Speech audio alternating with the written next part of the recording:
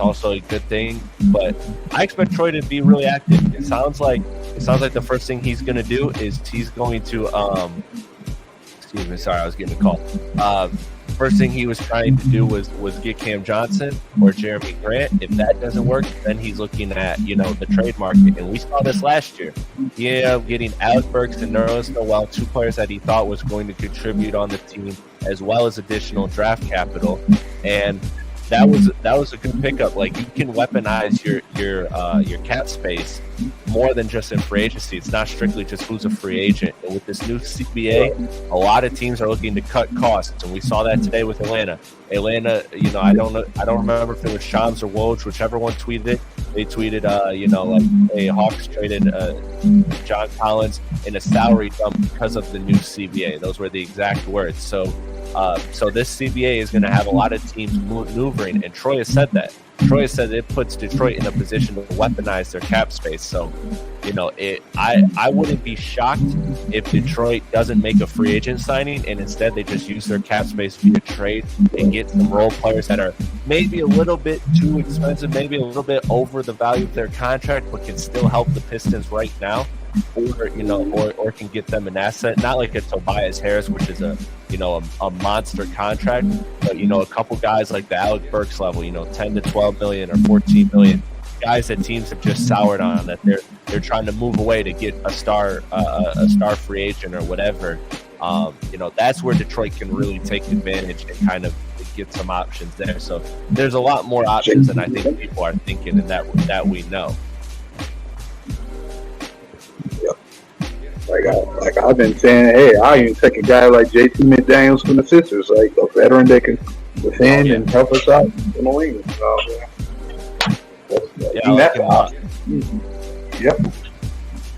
Go ahead, Bree. Yeah, like with the free agency, I definitely wouldn't mind somebody like a Cam Johnson or Mikal Bridges. I wouldn't mind him either. I would take him in a heartbeat. Mikal's under contract. I love Mikal too. I would love to get him, but I don't think Brooklyn's parting with him, unfortunately. But the day the Pistons got the 5th pick and it wasn't number 1, I said, hey, call Brooklyn and be like, yo, what's the deal? But exactly. I think they didn't even want to give up 3 for Mikal for 3. That's what I heard from Brooklyn. Brooklyn didn't want to give up Mikal at all. But man, I would have loved to talk about a perfect fit next to Cade and Ivy. Who will guard the best player and ball out with Mikal. That is a perfect fit. So yeah, that's a good one. I'm glad you brought that up.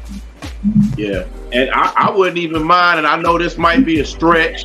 And I know some fans wouldn't like it. I wouldn't even mind Miles Bridges. I wouldn't even mind Miles Bridges. I mean, it depends on the money, but I'm with you. I said that too, 100%. Depends on the money, but if the money can work, maybe you can get Miles Bridges and Grant Williams. You can get 2 really good wings for the price of what Cam or Jeremy Grant would cost you. And if you could do it that way, this Pistons team, as you saw in the last few years, depth ain't a word.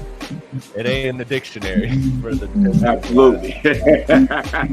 No doubt. I wouldn't mind them, or just somebody that's you don't have to pay a lot of money. I know Jeremy Grant wants a lot of money. I'm not willing to pay him $30 million a year to get him. I can't do that. He's a nice player, but I can't pay him $30 million a year for 5 years. I can't do that. It's too much.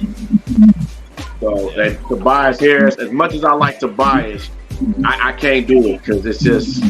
I agree. I would want him to come back. So I would just mine would just be Cam. I would mind Cam Johnson if people saying it's $100 million for 4 years. I'd take that. I would take it. So. Yeah,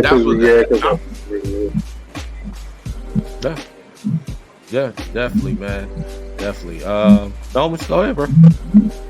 Oh no, I ain't mean to cut Bree off. I'm sorry.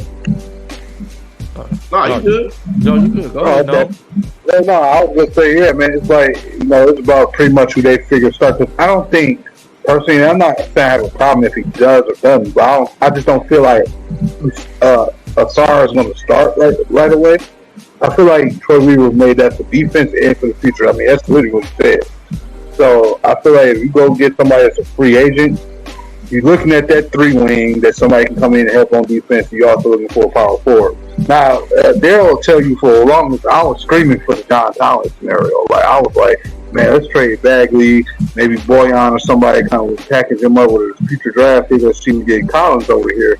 And that could be our 4 guy. We can finally clean up the roster a little bit, then focus on 3 tech. But then, he got traded for Rudy Gay. So that happened. But I have been screaming for John Collins for at least like 4 months now. So it's just for me, as long as they can get a couple guys to play defense, like they say, because that has been a big issue. Like, we can't have Jalen Duran on the island on his own here. I know we've been screaming about 3-wings, but that 4 guy, we need somebody to also defend there, man, because, like, don't want to keep putting our centers on the island by themselves. So you need somebody to help on defense. Like I said, I hear Harrison Barnes name showing up 2 at times, and then I'm hearing, because that's what you need. You need veterans. There's one thing to get a Cam Johnson. I love Cam Johnson. I love him as a prospect. But at the same time, it will help get veterans that's like championship level experience too. Cam does fall for that too, but Harrison Barnes been around a lot. So it's like you might want some of those type of guys in there that can settle the room, because like I said, you got your scores. You need your joints, man, that keep things together. You have your body, you need your joints. Man, your body can be strong all you want. If the elbow joints ain't working right, you ain't gonna be able to do nothing. So that's what they missing. They need the glue guys in there, man. To fill out this roster. It's like a puzzle. They gotta get the right people that fit. They don't necessarily need a 45% shooter or something that's small for. They need somebody to go off the defense, and if he can only help 35, 36%, I'm cool with that, as long as he's a help. Because he's going to be getting set up 9 times out of 10 anyway. Got a ball down the guards and Cade and Ivy, especially with Cade being ball sharing as he is. So you just basically got to go off what fits from your starting lineup, so on and so on. So it's just about what they want to do. I'm content as long as he plays defense and he's a help, it's all right with me. And no Draymond Green. I'm with that, man. I'm a Spartan dog. I'm with that, but yeah, I can't bring him in here. I also just want to see him end in Golden State. You know what I mean? Like in the era where everybody moves around, I want to see that be, this generation San Antonio. Those guys just ride it out together forever long. I want that to happen. Much as I love Draymond Green. Absolutely, man.